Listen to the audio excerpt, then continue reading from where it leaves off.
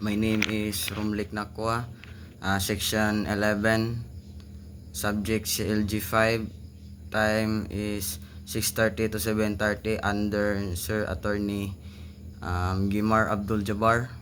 The topic that I'm going to discuss is the Evidence Rules 130 of the Rules of Court. Rules of Court 130, Section 1. Object as evidence. Object evidence those addressed to the senses of court. The court, when an object is relevant to the fact and issue, it may be exhibit to examined or viewed by the court. Definition: object or real evidence, evidence which is directly addressed to the court senses, tangible item presented for the inspection or examination by the court to prove a fact in issue, in distinguish from documentary and testimonial evidence in that its value lies in its physical properties rather than its narrative or written content. Ibig sabihin, ang object evidence ay anumang bagay na nahawakan, nakikita, naaamoy, nalalasahan o naririnig basta't may kaugnayan ito sa kaso, kaya't ito ay ebidensya na direktang naapektuhan o naipapakita sa pamagitan ng 5 senses. Requisites for admissibility. Number 1, it must be relevant. Dapat ang ipakita mo na evidence is kaugnay siya sa krimen o kaso. Number 2, it must be competent. Sa madaling salita, ang competent evidence ay ebidensya na may bisa, may kinalaman sa kaso at hindi ipinagbabawal ng batas o alintuntunin ng korte. Mga halimbawa ng competent evidence sa ilalim ng Rules 130, testimony ng witness. Kung ang testigo ay may personal na kaalaman sa pangyayari, ayon sa Rules 130, Section 36, ito ay competence evidence. Halimbawa, nakita ko po mismo ang akusado na nagpaputok ng baril. Number 3, the identification must be made by the competent witness. Ang competent witness ay isang tao na may personal na kaalaman sa paggawa o pagpirma ng dokumento. May kakayahan at sapat na pag-unawa para tumistigo. Nasa tamang posisyon o may ugnayan sa dokumento, saksing naroon sa pagpirma o nakakaalam ng sulat kamay. Halimbawa, sa sitwasyon na may ipinakitang kasulatan ng kasunduan sa utang, para ito ay tanggapin sa korte bilang ebidensya, dapat may competent witness na magpapatunay na ang dokumento ay tunay, pinirmahan ng tamang tao, walang peke o paliling lang.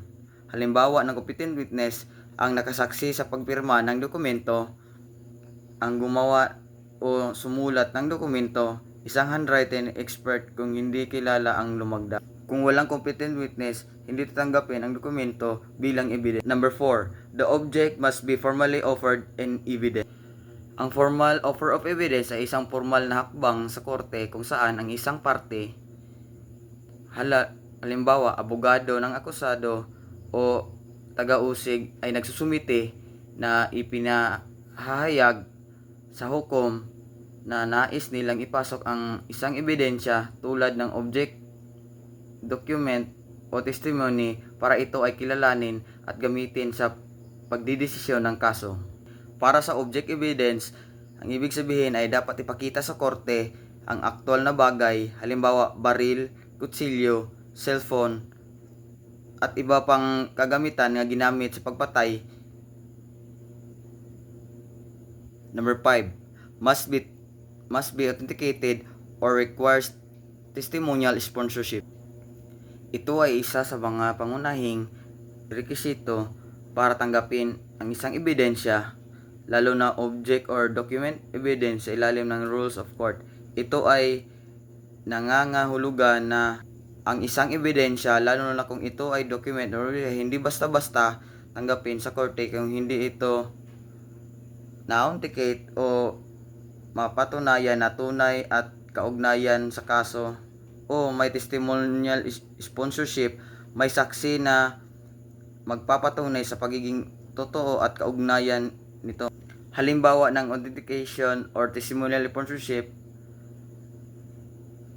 like documentary evidence, halimbawa kasulatan ng kasunduan sa utang.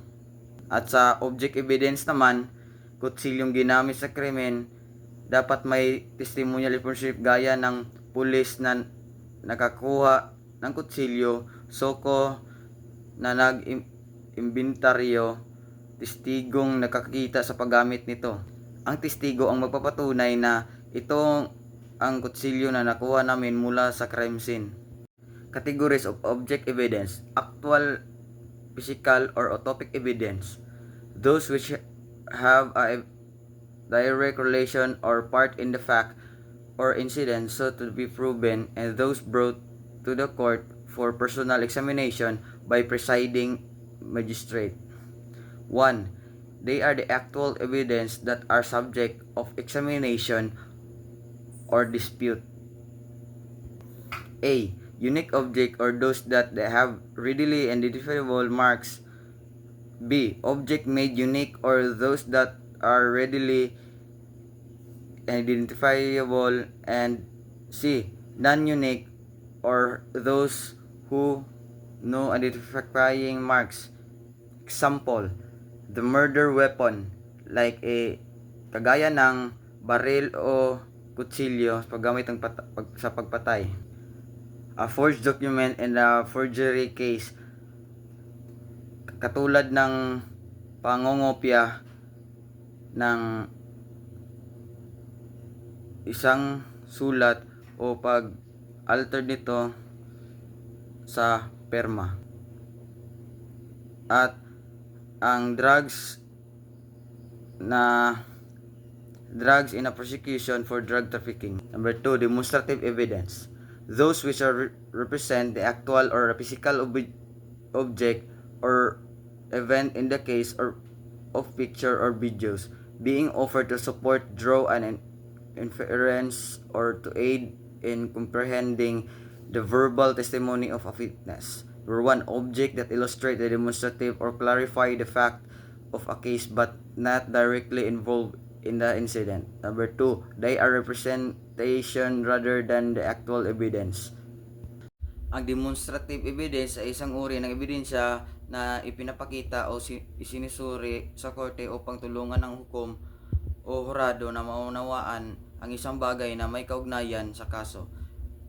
Hindi ito direktang ebidensya ng isang krimen o pangyayari kundi isang representasyon lamang ng isang bagay, pangyayari o sitwasyon. Halimbawa ng demonstrative evidence: diagrams o sketch ng crime scenes, mapa ng isang lugar, graphs, charts like photos o videos na napapakita ng layout o kondisyon ng isang bagay.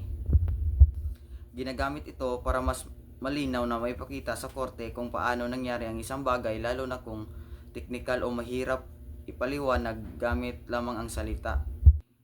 Hindi ito ebidensya ng katotohanan mismo, kundi tulong para mas maintindihan ang testimonya o ibang ebidensya. Kailangan itong ma-authenticate o patunayan na tumpak at makatotohanan ng testigo o eksperto bago tanggapin ang jurisprudence. When a document is presented to prove its existence or condition, it is real evidence. A person appearance when relevant is admissible as object evidence. The same being addressed to the senses of the court. Number 3, representative evidence. These are objects that serve as sample or specimen of larger quantities tested and to prefer properties of whole.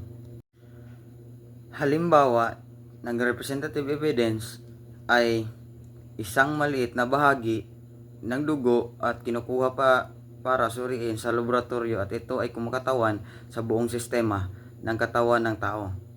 Kagaya ng kaso ng food poisoning, sample ng pagkain.